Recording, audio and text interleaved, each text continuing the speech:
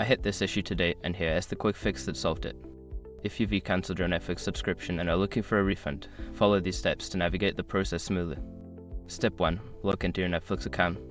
Access your account by visiting the Netflix website or opening the app. Enter your email and password to sign in. Step 2. Go to Account Settings. Once logged in, click on your profile icon in the top right corner, then select Account from the drop-down menu. Step 3. Check your billing details. In the Account section, scroll down to find your billing details. Look for the Membership and Billing section to see your current subscription status. Step 4. Request a refund. Before filing a refund or dispute, use the eshrock.com link in the description to open the refund dispute deadline calculator and confirm your deadline. Step 5. Follow up with customer support. After submitting your request, keep an eye on your email for a response from Netflix. They may ask for additional information or provide updates on your refund status. Remember, Netflix's policy may vary and refunds are not guaranteed. If you find yourself in a similar situation, be persistent and check your email regularly for updates.